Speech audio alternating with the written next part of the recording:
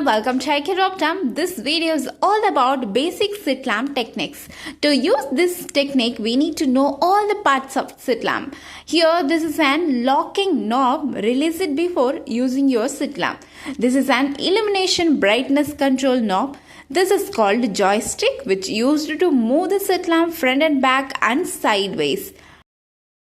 Here we have an eyepiece where we can adjust our interpupillary distance, and also each eyepiece has a refractive error adjustment system where the observer can adjust the refractive error monocularly.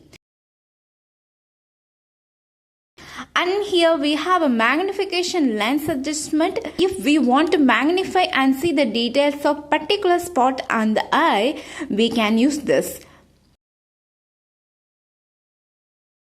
This is an angle measurement plate for light beam. By moving this in sideways, we can change the angle of light beams.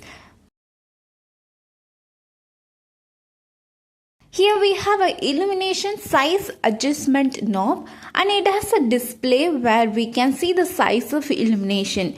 Usually 1 to 14 mm size will be available in most of the slit lamps. Here we have a filter for illumination. By moving this knob, you can change the filters which has diffuse, cobalt blue, green filter and full illumination and so on. After opening the illumination beam, you can adjust the slit thickness by using this slit knob.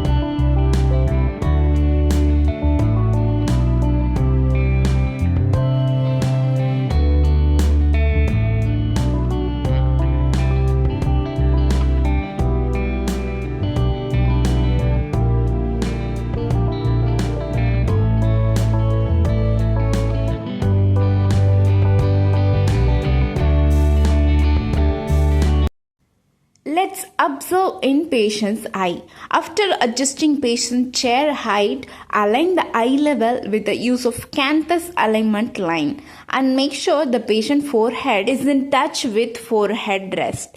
Chin should be rested in the chin rest. Start with the diffuse illumination to see all the anterior adnexa.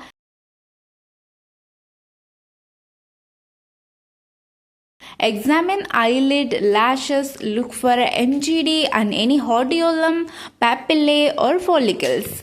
Continue examining with conjunctival parts and tear film and cornea.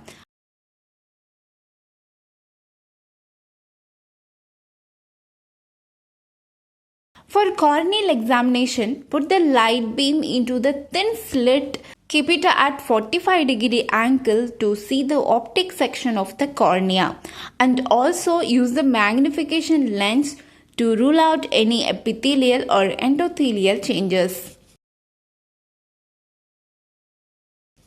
And check the pupil size and reactions by adjusting illumination brightness control.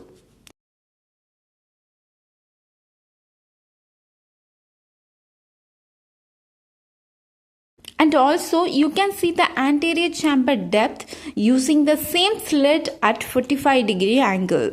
You can examine iris and focus the optic section of the lens by using the same slit. From this you can examine the cataract and you can grade it. This is all about very basic techniques of slit lamp examination. Stay connected for more information. Thank you for watching. We'll see you in next video. Until then, tada bye bye everyone.